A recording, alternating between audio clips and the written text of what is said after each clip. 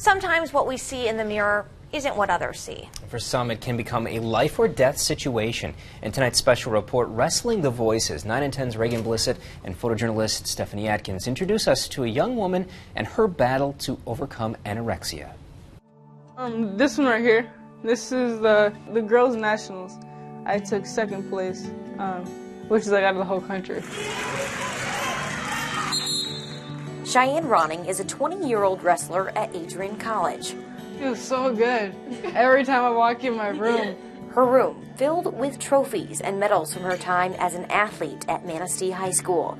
Growing up, Shyann looked like a normal teenager. Until my sophomore year, I decided to lean more towards like a nutritious fitness lifestyle.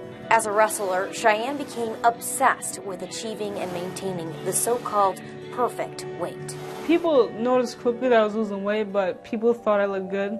In 3 months, Cheyenne's weight dropped from 130 pounds to 94. When you looked in the mirror, what did you think of yourself? But what I seen was fat, just obesity. Like I didn't see bones. I just seen like, you know, my thighs were ginormous, or I had a big stomach. She became addicted to working out and stepping on the scale. During Cheyenne's junior year of high school, she was diagnosed with anorexia nervosa.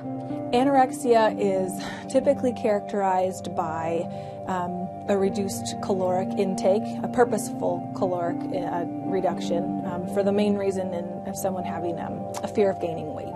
Shyann describes anorexia as a battle between voices. I have one voice telling me that, you know, I'm fat, I'm ugly. I have another voice telling me, no, Shyann, you're not fat, you're not ugly. But it wasn't until Shyann was hospitalized that she understood the severity of her diagnosis. She said she was going to go for a run. She did, for about an hour. And she came in and she hit the floor. Next thing you know, I wake up and there's like the EMTs like next to me. I'm all like wired up. But what actually caused me to be hospitalized was just one night my heart rate was like 22, and that's like death rate. For 3 months, Shyann split her time between the Helen DeVos Children's Hospital and Forest View Psychiatric Hospital, both in Grand Rapids.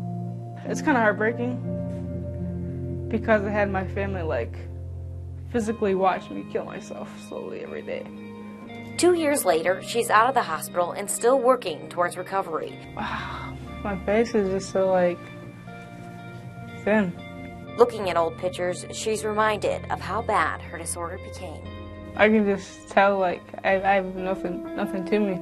And that's a place she doesn't want to go back to. So she used her goals to graduate high school and become a collegiate wrestler to silence the tormenting voices in her head. So I just kept telling myself that, Shyann, if you don't do what you need to do, you won't make it throughout life. Being anorexic, I couldn't wrestle. I couldn't be a role model to other kids. But now she is a role model, hoping her story will inspire others to get help too. Don't ignore it. Get help ASAP, because as days go on, it's gonna progress stronger and stronger. In Manistee, Reagan Blissett, 9 and 10 News.